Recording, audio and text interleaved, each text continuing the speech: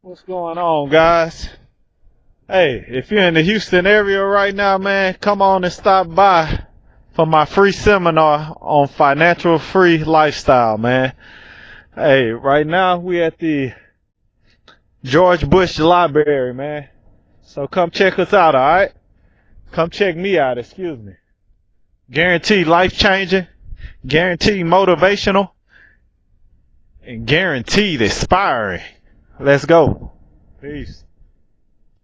Today is basically a free seminar on financial freedom, and what I'm gonna be talking about basically letting you know why I chose this path for me and my family.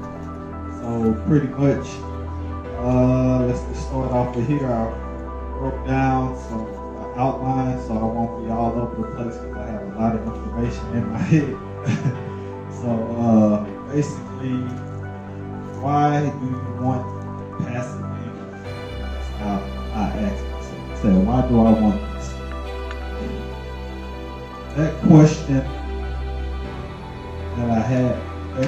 that I asked myself, it needed to be big enough so I'm not going to back out of it. So why? Is it to go travel? Do I want passive income to go travel? Do I want passive income to go party? Those are the questions I was asking myself. Do I want passive income to buy more clothes, to buy more shoes? Do I want passive income to buy a luxury car? Do I want passive income to spend more time with my family, significant other? Do I want passive income to take back my time, to spend as much time as I want doing whatever I want? Passive income to basically not explain myself what I want to do, when I want to do it, how I want to do it. So start narrowing it down.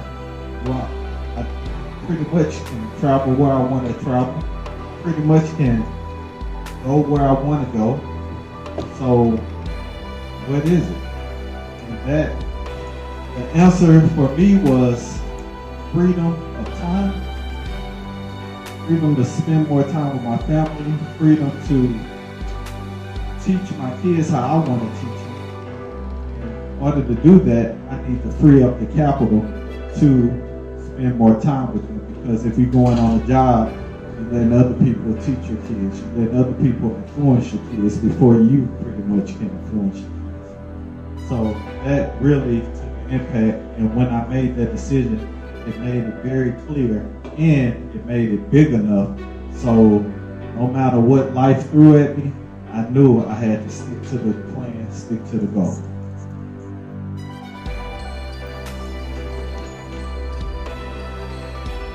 Passive income also comes in a variety of ways.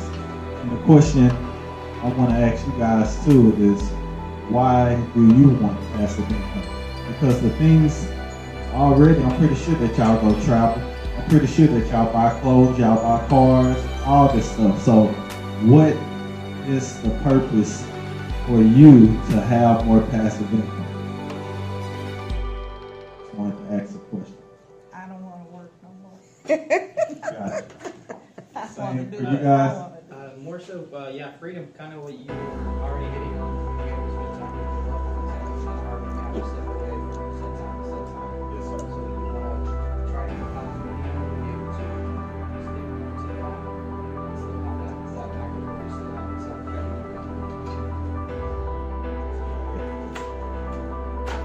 What about you? Travel. Cool. So, And me as well. I want to be able to be on my own time and not have to worry about, I'm going to lose my job. I don't know what we're going to do. I don't know how I'm going to pay my bills, So that's extra security, Cool. Extra security. Great. Now, again, if the purpose is big enough, nothing can stand in your way from reaching that goal. Again, the purpose has to be big enough. because what I'm be teaching you guys is it requires discipline. We all been disciplined in the situation that we're in right now. So if you're disciplined and have an open mind to basically download the information that I'll be giving to you, your life will change pretty much forever. So again, what do we mean by big enough? Basically, I just explained it. The purpose has to be big enough. What's your why to the reason why you want to pass it on? My reason why was my family. I wanted to spend more time. I don't like people telling me where to be. I want my ideas to be validated, not from a job saying I consider it, I entertain it. I am a solution-based individual. So that really ticked at me when I was at these companies coming up brainstorming, and they didn't really accept my ideas the way that I projected them. And they just overlooked it. It was another reason. So how do you achieve to get to financial freedom? How can you achieve it? Coming up with a plan. What do you mean by coming up with a plan? Let's come up with a strategy. Let's set some standards on, okay, how do I become financially free? What's the first step, the second step, the third step? That's how we want to come up with it. Come up with an outline. After you come up with that outline, there needs to be a time frame, right? Anybody, that's pretty much the reason why a lot of people don't reach the goals that they have, because they, number one, don't come up with the outline on what you want, and coming up with the exact time frame. Because if you come up, I discovered, if you come up with the exact time frame that you wanted, within 3 years, within 5 years, within 6 years, you're pretty much going to get it early because you're locked in. You have tunnel vision. You're going to start doing anything that doesn't align with that goal. Everything else there's no reason to even talk about it. That's what I discovered. I was so locked in on becoming financially free, paying off my house. I locked in. All I wanted to talk about is paying off my house. How can I come up with ways to pay off my house? How can I do this? Let's talk. My family got sick and tired of me talking about these things. They're like, boys, it's not gonna happen overnight. It's not gonna this, it's not gonna that. How you gonna pay off $200 and some plus $1,000 and the time frame that you said? It's never, nobody don't do that. Working no job done. I said, watch me do it. Then again, baby steps, little bitty steps. All of this stuff right here, then it built up step by step. And it just happened. Then I started explaining, I started figuring out, okay, so if I do these things like this, I can reach my goals. And then I can become financially free. So I took that over to, hey, I want passive income. How can I do it? Okay, let me take these same steps. Let me come up with a plan. Let me come up with an execution, and this put your foot to the pedal and do it. So I did that too. I said, okay, got it. Now I'm living how I want, doing what I want, and life is great. So saying, how can you do that? So the way that I tell people, how many people in here can come up with $50,000 and just like that, and not worrying about going to invest it, and if it goes, it goes, if it don't, it don't, and you're not just panicking. The wife is not mad at you if whatever happens. Oh, we can't use that, that's our, like you say, travel money. Oh, that's our, taking the kids over here, taking the kids over there. So if you don't have play money, I tell people, use other people's money. That's the key to this game. Using other people's money. If you don't have, like I say, $50,000, $10,000, I would tell you to get in position, to use other people's money, to go make money with other people's money. That's the game I started playing, and it just works. I'm not trying to work hard. I'm trying to think. I'm trying to use my brain to get rich. That's where my thought process. That was my thought process on this whole journey. It's thinking. Stop working hard. You're not gonna get rich working hard. Once I figured that out, boom, it took off. Simple. Use what God gave you. It's to create. Everything in here, everything we got on, what was created, was an idea. So my method, this whole scenario was an idea that I had. I tried to tell my family. They were looking at me crazy. Royce, what are you talking about? Hey, you can't use that. Let me basically see if you guys, basically I'm going to bless y'all for a minute. So how do you look at a credit card? Do you look at it as a bill?